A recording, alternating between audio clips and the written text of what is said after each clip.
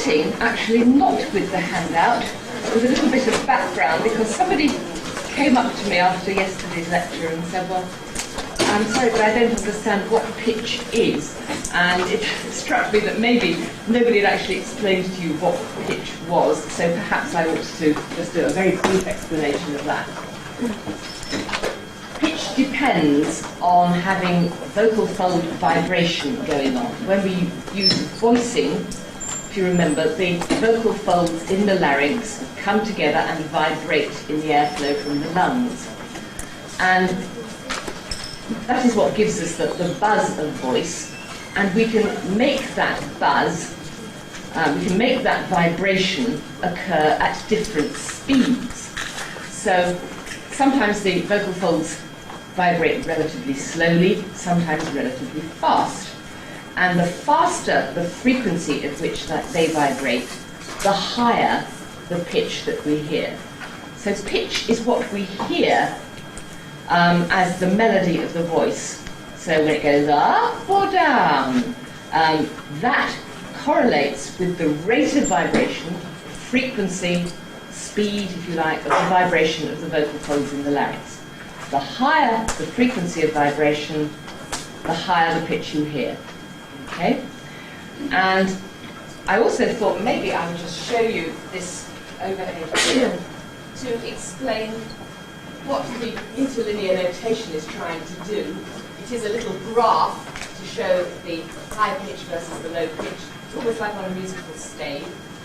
But I'm comparing it here with plots taken from the Laryngograph, which actually monitors the rate of vocal fold vibration and then can be converted into a graph of this type, a plot frequency against time. And these were my pronunciations of the word Y, using all the different nuclear tones.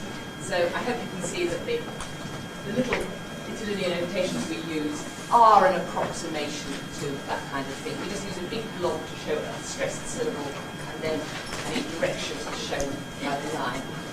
So that's Y. Y. Y. Y. Y. Y. There's a subtle difference in the starting point of those rises. And Y. If you get a chance to use the Laryngograph yourself while you're here, and there may be opportunities for at least some of you, you can try these out for yourselves and see if you get the visual display that you expect associated with these particular patterns. And certainly you will have more information given to you about this in Mark Hapvale's lecture next week when he talks about making pitch visible. So but I thought I'd better just put that little bit of background in. Of course, we don't speak on monotones most of the time. And here's a plot, which one of my groups has already seen, of whole phrases and the Laryngograph plot that goes with them. The top sentence there is, an accent is pitch prominent. An accent is pitch prominent. And you will see there are breaks in the squiggly line because of the voiceless consonants that break up the speech. When there's no voice, there's no pitch. An accent is pitch prominent. You've got x and p in the middle there. And it was demonstrating the pitch prominence. You've got a high pitch on ac, a low pitch on pitch, and then a high one again on prom. So all those three syllables were accented. And then the bottom one, I'll be doing my phonetics homework on Friday. 4 stresses, but only 2 accents. The ones which are pitch prominent being the do there, which jumps up, and the home, which starts that nuclear fold there. Net and fry are just rhythmically prominent, they don't stick out in pitch. So that's what a plot, a fundamental frequency, which is what it's called, frequency of the vocal fold vibration, fundamental frequency against time, and it correlates closely to what we hear as pitch. So we hear the melody of the voice doing similar things. Okay, that's just by way of background. Now to move on to prenuclear patterns. Some reminders first of all. The constituents of the word group are optional prehead, optional head, obligatory nucleus, and optional tail. Within a word group, any syllables preceding the nucleus will form part of a head or a prehead. Okay? So the example there given to you is, there's a lecture at 3 o'clock today. There's a lecture at 3 o'clock today. Okay? And if we analyse that into the component parts, we find that the nucleus is on clock, just a single syllable. The tail, as we were looking at yesterday, follows the nucleus there on today. And then before the nucleus, we've got both the prehead on those first two unstressed syllables, there's a, and then the head is lecture at 3 up. That stretches over all those syllables. Lecture at 3 up is the head. There's a, the prehead. The head starts on the first accented syllable in the group, which we sometimes call the onset, and it contains all subsequent syllables, accented or unaccented, up to the nucleus. So it's it's an extendable thing. The nucleus is only one syllable. All the other constituents can extend over however many syllables there are available. And the prehead consists of any unaccented syllables at the beginning of the word group.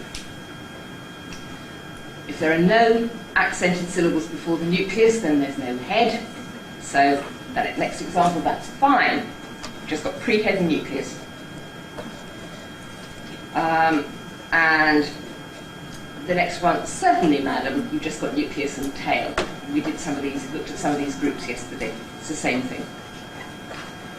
And similarly, if the word group begins with an accented syllable, then there's no prehead. So it could start with a high head, for example, and you know it's an accent because of the relative height of the pitch. Shut the door, shut the door. Shut the is the head, door is your low-rise nucleus. And then you can just simply have nucleus and tail, and there will be no prehead either there. If you just say wonderful, wonderful. Okay. You can try those out. I can see you're dying to try them out, so let's do them all. That's fine. Yeah. Certainly, madam. Certainly, madam. Shut the door. Shut the door. Wonderful. Wonderful. Oh, yes, give this rise fall very well. Good. Okay. Now let's move on then to the head types that we can have. Well, the heads are extendable stretches of speech, as we've said. There doesn't have to be just one syllable. You can have quite a number of syllables in a head. So there's really quite a lot of scope for what the pitch can do. I mean, all pitch can do is go up, down, or stay level, but if you've got several syllables to play with, then, there's all sorts of things it could be doing. And in practice, when you're listening, you will hear a wide variety of things going on in that kind of position. However, people who have analysed intonation have discovered that, in general, there are some basic types of head which recur and which therefore can be considered to be the head types characteristic of English, at least of RP English and most of the standard varieties. And the heads that I'm going to be talking about today are the ones which have been suggested as perhaps occurring most commonly. I'll give you some examples at the end which are not on the handout of other sorts which can also occur, which are perhaps slightly less common. But basically, the pattern in heads is either level, rising, or falling. And the commonest head types are, first of all, the high head. Now, this is a relatively level head, and it's also relatively high. The way it's illustrated on the handout, it looks as though it's very high. It doesn't have to be very high. It can be actually anything down to a fairly mid-level, and we still regard it as the high head, the high-level head. So, that example on the handout there, the first one, I'll give you a ring this evening. I'll give you a ring this evening. I better conduct this one, haven't I? I'll give you a ring this evening. I'll give you a ring this evening. Yeah, you're very good at imitating, that's good. So what you do is you rise up to the first accent there, I'll give. That establishes the starting point of the head, and then the pitch stays relatively level after that until you get to the nucleus. So there is an additional stressed syllable in there, the word ring. I'll give you a ring this, but it doesn't stick out, it's not prominent in pitch. So we don't regard it as another accent there. The high level head, level throughout. Where I demonstrated it there was relatively high. I'll give you a ring this evening. Sometimes it's not as high as that. I'll give you a ring this evening. I'll give you a ring this evening. As long as it's relatively high compared with the speaker's baseline, we regard it as high and level. Now, of course, heads can be as short as a single syllable. So if it's a single syllable head, then you simply mark, that particular head is simply marked by high pitch.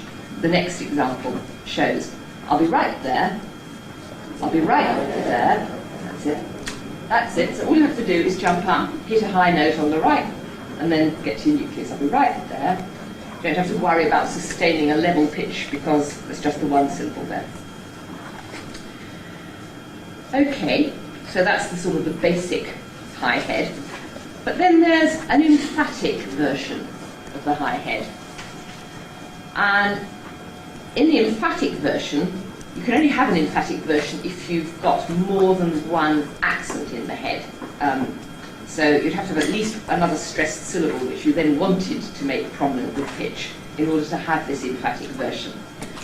Then successive accents can step down in pitch and give you a stepping head. Now, let me demonstrate this one. It simply can't be tolerated. Right? It simply can't be tolerated. So what you're doing is jumping up at the beginning, exactly as you did for the high level head. And so in this first foot, this first little accent group here, simply the pitch stays up. And then for the next one, you just jump down a little bit in pitch. Can't be, and then make it level again. It's like going down a staircase. Simply can't be. Simply can't be, and then whatever nucleus you have after, it's tolerated here, a relatively low fall. You could have it with a high fall as well. It simply can't be tolerated. Right. You could have it with a low rise. The words would sound funny with a low rise, but we can always practice it. It simply can't be tolerated. It simply can't be tolerated. That's it. The more often you jump around in pitch, the more emphatic it tends to sound. I think a lot of you feel that English people sound emphatic most of the time anyway. We're using much too wide a pitch range compared with what you normally use, so that's true for some of you at any rate. But we have ways of having more emphatic and less emphatic versions. And this stepping head, it's actually quite a common one. We call it an emphatic one, but you'll hear it quite a lot. It's a variant of the high level head, simply because you're establishing level pitch at each accent, and it also has the same distribution really as the high level head. It can occur very widely in very similar circumstances to convey similar attitudes before most of the nuclear tones. In fact, it can occur with any of the nuclear tones, but it's slightly less common in front of the full rise. This is largely because the full rise usually has a different head, which we'll look at in a minute. The little stress mark is the actual intonation mark that you use for accents in a high head. So if you're interested in the notation, you'll see I've used the little high head mark, which is the same as a stress mark, in front of give in the first example, right in the second, and before both simply and can't in the stepping head. So in front of any accents in the head, you put that mark up. Now, the second head that's of relevance is the low head. The pitch stays very low and level throughout the head. Okay? So when I said with the high head, it can be really quite high or it can be sort of medium height. There's quite a lot of leeway. As far as the low head's concerned, it's got to be really low. It's got to be right down at the bottom of your pitch range. So the example here, you can't go on like that. More or less. I'll do it once more. You can't go on like that. Good. Yes. Don't forget to go up again at the end as well. The little rise. So you really have to jump down to it. You can't go on like that. Go on, you can do it again if you want. It's pitch prominent in a funny way, if you like. It's pitch prominent in the sense that you're going right down to an extreme in your voice rather than going up to a high level from somewhere comfortably in the middle. And similarly to the high head, if there's just a single syllable in the head, then it's just a low-pitched syllable. Why should I? Why should I? But it's there isn't an emphatic version of this particular head. There isn't a sort of jumping up one. There isn't a staircase up. You can't go on like that. It sounds odd. Doesn't seem to fit in with the patterns for English. Does anybody have any intuitions about the sort of occasions you might want to use a low head like that? I don't think that's important, yeah? When you're reproaching somebody, yes, it tends to sound a little bit hostile, a little bit suspicious, all sorts of funny things. Usually rather a negative connotation connected with that particular head. It also is fairly restricted in its distribution because we generally use it in front of a low rise. The low rise can be preceded by other heads as well, but the low head usually has a low rise following it. It tends to sound rather funny if we try and follow it with a high fall, for example. You can't go on like that. How odd. I'm not saying it's impossible, but it does sound marked. It sounds odd in some way. It's not a usual head. And notice also that the onset accent is given a particular little marker, which is like a low stress mark. You may be used to using a little marker like that to mark secondary stress. But as far as intonation is concerned, that means a low head. Then we have rising heads. Okay. The pitch starts low, rises gradually throughout the head. So something like, it ought to be obvious. It ought to be obvious. Good, good. And if it's a single syllable head, why not? Why not? Then the pitch on that head actually has to move. It has to be rising on the Y. Why not? So it sounds exactly the same as a low-rise nucleus, but the fact that it's followed immediately by that high fall tells us that it's actually the head. Why not? And the emphatic version of the rising head is called the climbing head. Well, we have to think of some new word in the vocabulary. We've got rising, climbing. Some people say ascending. I mean, you know, we've got to think of something to differentiate. And you'll see that this is sort of similar to the stepping head in the way that successive accents behave. Again, you can only have this emphatic version if you've got a longish head with the possibility of more than one accent in it.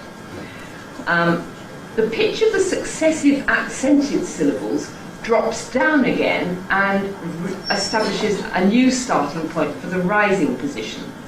So if I read you the example there, so will you be coming or won't you? Okay, will you be coming or won't you? Will you be coming or won't you? That's it. So you can see that that's slightly different from the simple rising head. If it had been a simple rising head, then the pitch, the rises would have just gone regularly from syllable to syllable. I've done something like say, will you be coming or won't you? But to give that extra emphasis, will you be coming or won't you? Drops down again and starts again. So it's a little rise starting on will, and then a new rise, starting at a different point on come, and then gradually going up to the nucleus. You become a won't you?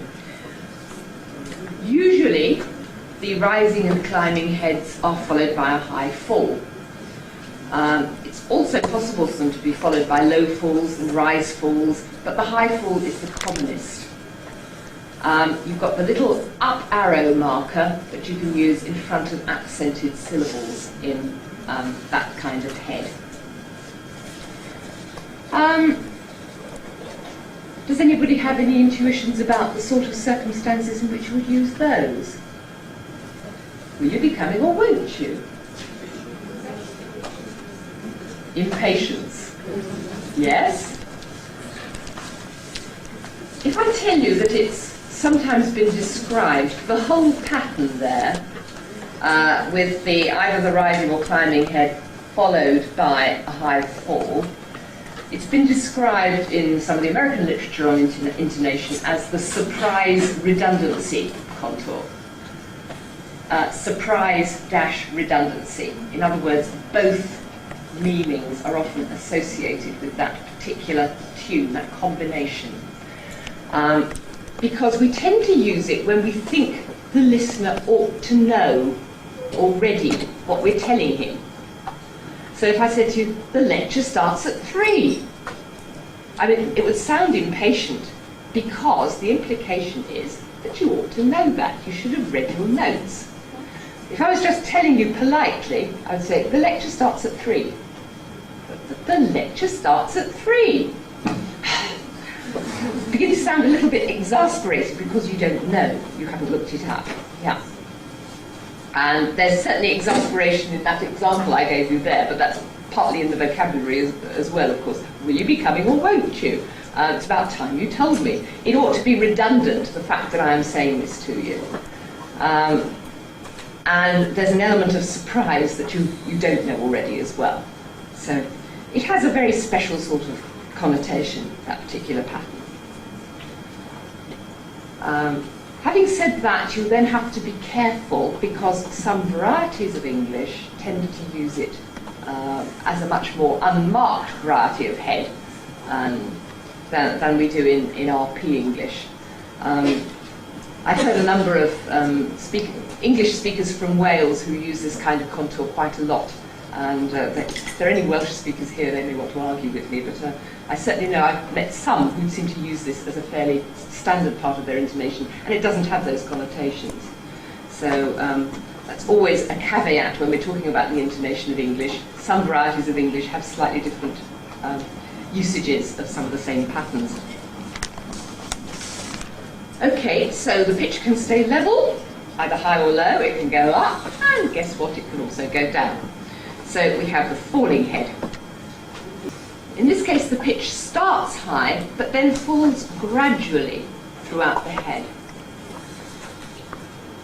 So the example there, I wouldn't call it cold. I wouldn't call it cold. That's it. Beep, beep, beep, beep. Beep, beep, beep, beep. Just a very gradual fall. It's not a big steep fall like you get on a nucleus. I wouldn't call it cold. I wouldn't call it cold. That's it. It's giving you practice at your full rise as well. Cold. Yeah. And again, if the head is restricted to a single syllable, then you have to make the pitch move on that single syllable.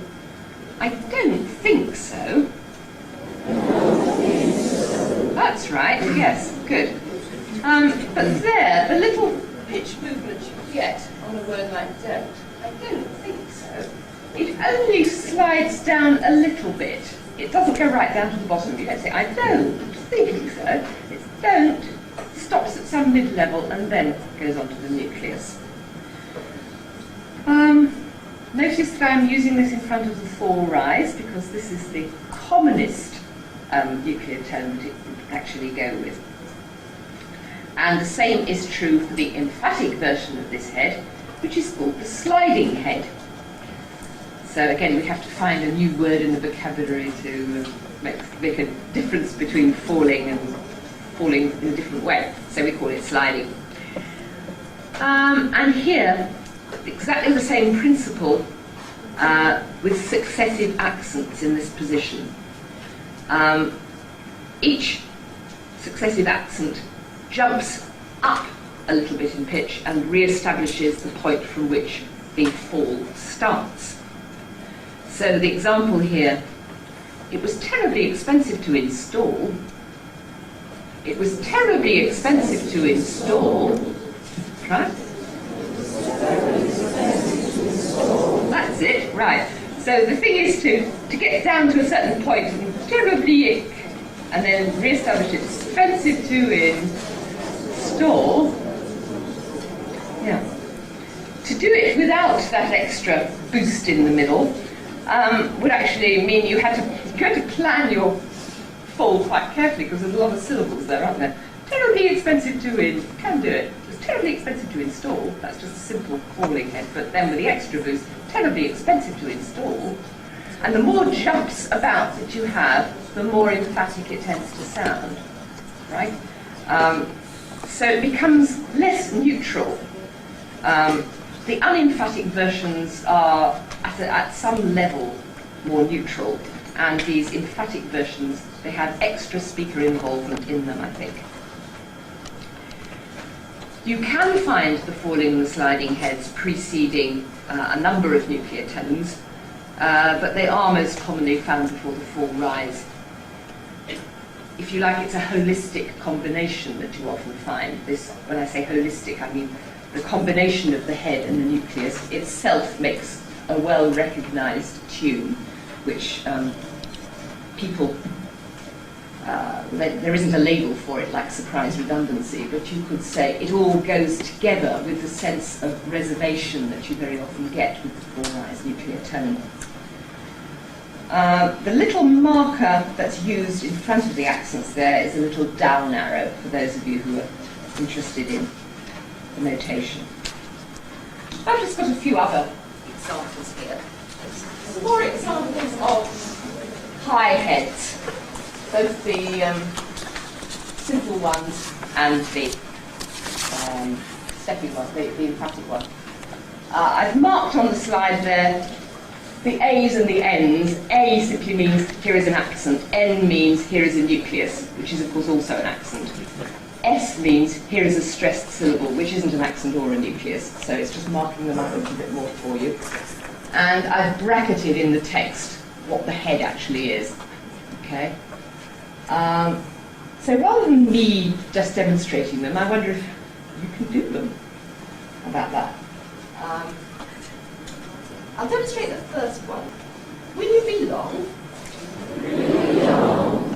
Right, good. Now try that one.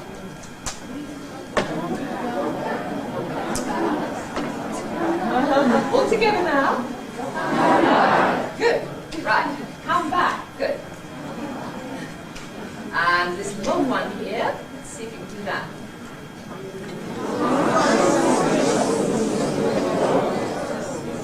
Right, now all together. You'll find some teaspoons in the drawer. Find some teaspoons in the drawer. So a slight drop down onto the end of the drawer. Now, stepping head.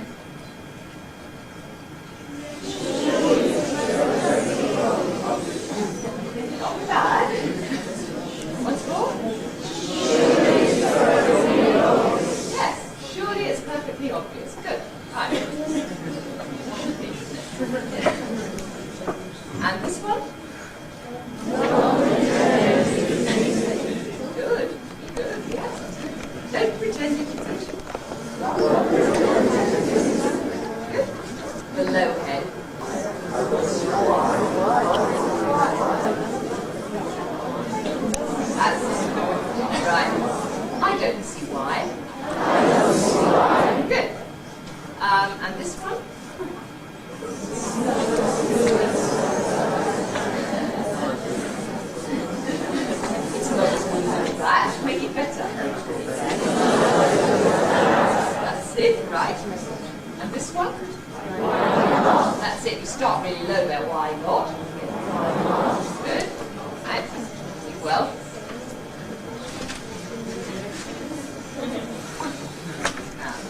Now this time it's redundant. You should know this already.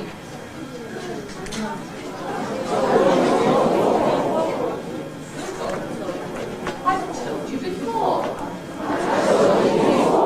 I've actually done it with a high prehead though. And this one? Good. Do it.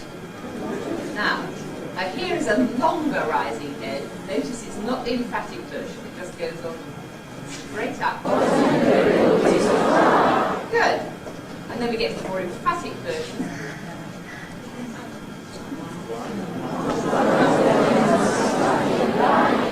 One of them must have been lying.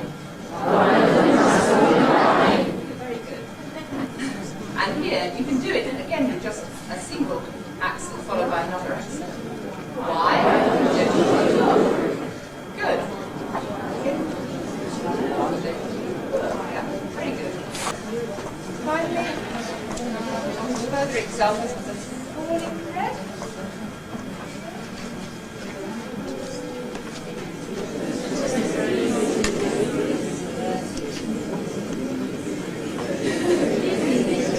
Okay, all together, let me see if you're doing it. It isn't very easy. Right, and this one. That's right, it's not my fault. Yeah. And with the extra emphasis, the sliding version. Yeah, I think he was very worried.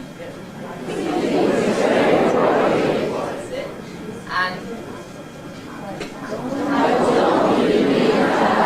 that's right. Actually, I don't believe that. Yes. So they're not on the handout because they're what we call mixed heads. Most of the heads, well, all the heads we've looked at so far are consistent throughout their length, aren't they? It's because if you have a stepping head, then it's going to be at a level pitch. Each accent is going to start you on a level pitch. If you have a climbing head, then each accent is going to start to rise. If you have a sliding head, then each accent is going to start to fall. You do come across mixed heads sometimes, where each accent starts something different. So this one here starts off with like a level head, and then switches in the middle to a rising head. It was a really important decision. Very good. And here you start with a false and then go to a rise. Why didn't you say what you mean? Why did you say what you mean? Yeah, it still sounds quite natural, doesn't it? Still do these. Here, starts level and then switches to a fall. You wouldn't have done it on purpose. Right. So it's like a falling head, but a little bit delayed. You start on the level bit and then move down. There again, these are quite common. The ones that you want to sort of really hone in on and learn are the ones which are consistent throughout, the ones on the handout. But if you start listening and analysing the intonation of real speakers of English, you'll find examples of this kind of thing as well. So it would be, I think, misleading to try and tell you that all you ever get in English are the ones on the handout, because you do get all sorts of other things as well. Okay.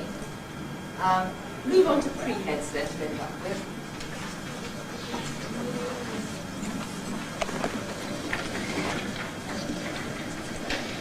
These are really quite straightforward. Preheads are described as either low or high. The low prehead is the most usual one, and it's produced at a comfortable pitch, somewhere below the middle of the speaker's range. Now, on the handout, because of the way I did it on the computers, it looks as though it's bang in the middle, but in fact it could be anywhere between the middle and somewhere lower, certainly no higher. So if I say something like, I'd love to, I'd love to, the starting pitch there is just the kind of comfortable pitch that I would, vocalise at if all other things being equal. It doesn't it's not particularly high, it's not particularly low, but it's not, it's on the lower end of the range. And the next example, it's a matter of principle. That's right. the itza there is something you just throw away, don't worry about. It's just on whatever pitch is comfortable, really. If you're marking intonation, there isn't a marker for the low prehead, it's just left unmarked. The high prehead is a bit less common, and again adds extra emphasis, because your high prehead is normally followed by something that's a bit lower, so gives you establishes a wider range. That gives you the emphasis. The pitch is then noticeably above mid-level. You recognise a high-pitched prehead when you hear one, because it really is quite high. So that first example, I'd love to. Right, you have to sort of get right up there, don't you? I'd love to. Good, and the next one, it's a matter of principle. Good. So both those preheads can co-occur with any head or nucleus, but in fact the high preheads are more likely, they're more common when the first accent is relatively low. Because you like to make a contrast. If you're using a high prehead, you don't want to follow it immediately by a high head usually, because, well, sometimes that happens, but in order to get the emphasis in, you want to jump down in pitch to something. So that first example jumped down to the onset of a low fall. Second one jumped down to the beginning of a rising head. And you use that little horizontal marker as the indicator of a high prehead. Okay, the paragraph at the bottom of the handout there is just to make a point about the way we're using these heads in combination with the nuclei. If we think about pitch range, which is sometimes described as key in the literature, speakers use a wide pitch range when they want to indicate excitement, urgency, emotion, involvement, and so forth. You also use a higher pitch to attract attention or to start a new topic in the discourse and so forth. Whereas a narrow, rather low pitch range, if I speak all down here all the time, it can establish what it actually indicates is that I'm feeling a little bit detached, I'm not very emotional, I might even be feeling rather depressed. Basically, you're going to fall asleep if you have to listen to me talking like this for very much longer. Okay. And sometimes we also, in a more linguistic or paralinguistic perhaps way, use a compressed range at the bottom end of our range to indicate asides, parenthetical expressions, something that's less important. That I won't go into that in detail now. Really the point I'm making is that the choice of the prenuclear pattern helps the speaker to establish whether they're going to be using a wide or a narrow range. The emphatic heads also allow greater pitch variation within the word group, which gives you a much sort of spikier effect, a dee-dee-dee-dee-dee sort of effect, very spiky.